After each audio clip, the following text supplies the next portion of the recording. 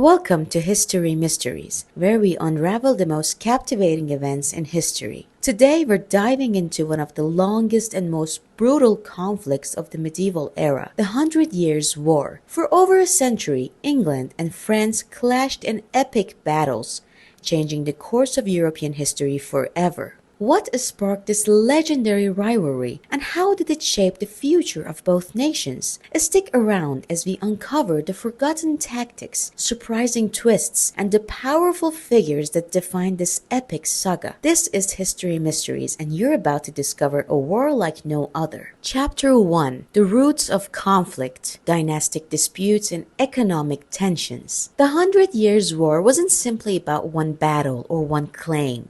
It was the culmination of decades of disputes over power, territories, and royal succession. The English and French royal families had been connected through marriages, especially since Eleanor of Aquitaine's union with England's Henry II in the 12th century. This marriage gave England control over vast French territories, including Aquitaine. However, the war's true spark came in 1328, when France's king, Charles IV, died without a male heir, leaving Edward III of England, his nephew, with a potential claim. French nobility, however, supported Philip VI, a cousin of Charles IV, to become king. Edward III's ambitions and territorial disputes, especially over Aquitaine and the wool trade with Flanders, ignited the conflict. The wool trade between England and the economically thriving region of Flanders played a surprisingly significant role in the war. English wool was essential to Flanders' textile industry, and French efforts to cut off this trade threatened England's economy, adding fuel to the growing tensions between the two nations. Chapter 2: Early English Successes and the Battle of Crécy. When war officially broke out in 1337, few could have predicted the scale it would reach. The first phase of the war, lasting until the Treaty of Brétigny in 1360, was dominated by England's military successes. One of the earliest and most significant victories came at the Battle of Crécy in 1346. This was a landmark moment in the history of warfare because it showcased the effectiveness of the English longbow against heavily armored French knights. The Battle of Crécy was not just a tactical win, but a symbolic shift in military power. English forces under Edward III faced a much larger French army, but the French knights charged repeatedly at the disciplined English longbowmen, only to be decimated by arrows.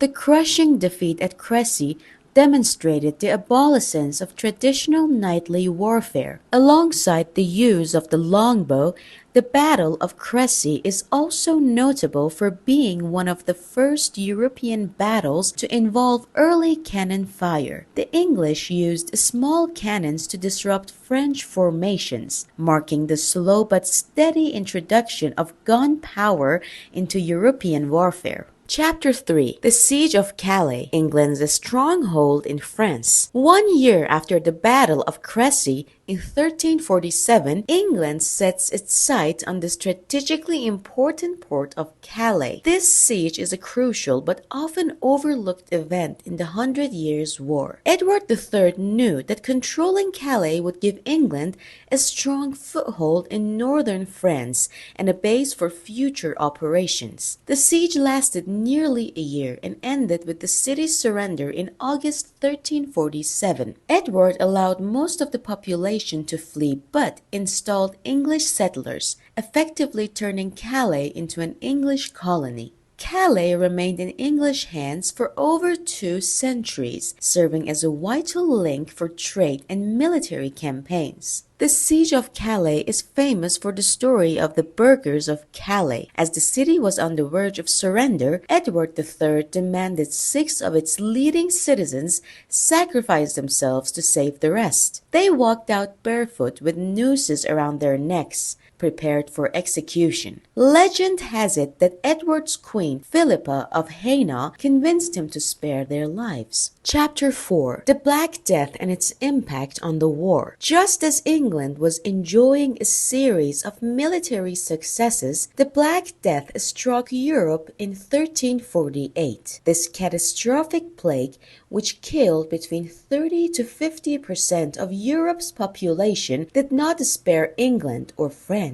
The war ground to a halt as both nations were overwhelmed by the sheer scale of the death and devastation. The Black Death had a profound impact on the war. Armies were decimated, supply lines disrupted, and both England and France struggled to maintain their military campaigns. The population decline also led to labor shortages, which had long-term effects on the economies and the social structures of both countries, further complicating the war effort. Chapter 5. The Battle of Poitiers. Capturing a king. In 1356, the English struck a devastating blow at the Battle of Poitiers. Led by Edward the Black Prince, the English army faced the French under King John II. Much like at Crécy, the French were defeated by a smaller but more disciplined English force, bolstered by the use of longbows. The battle resulted in the capture of King John II, a humiliating defeat for France. King John was held for a ransom in England, plunging France into chaos as it struggled to raise the funds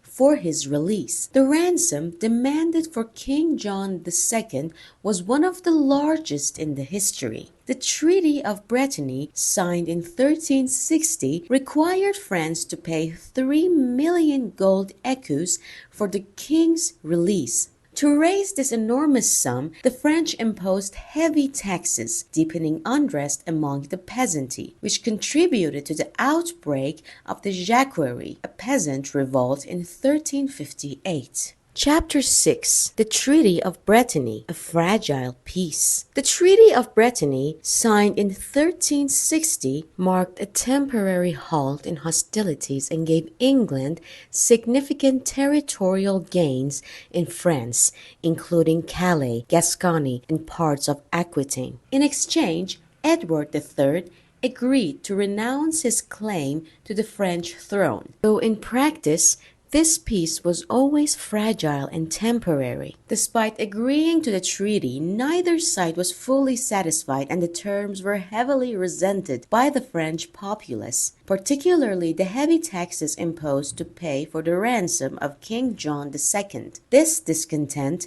set the stage for the eventual resumption of the war in 1369. Chapter 7. The French Revival under Charles V. The war resumed in 1369 when Charles V of France, known as Charles the Wise, ascended the throne. Unlike his predecessors, Charles V avoided open battles with the English, focusing instead on a strategy of attrition. He used small-scale raids, fortifications, and diplomacy to slowly recover French territory. Charles V employed a brilliant commander named Bertrand de Gaucoin, who became a national hero in France. Rather than engage the English in pitched battles, de Gaucoin led guerrilla-style raids and employed scorched earth tactics, successfully weakening the English presence in France. Chapter 8. The Battle of Agincourt, a legendary victory. In 1415, the English, now led by Henry V, resumed their claim to the French throne. The Battle of Agincourt became a legendary victory for England and remains one of the most famous battles in history. Despite being heavily outnumbered, The English forces, relying on their skilled longbowmen, decisively defeated the French. This victory solidified Henry V's position and led to the Treaty of Troyes in 1420, which made him the heir to the French throne. However, Henry's sudden death in 1422, just 2 years later, threw English fortunes into disarray. Chapter 9: Joan of Arc and the Siege of Orléans. By 1429, France was on the verge of collapse, but Joan of Arc's emergence changed the tide. Under her leadership, the French lifted the siege of Orleans, which had been seen as a last stand for the French cause. Joan's victory revitalized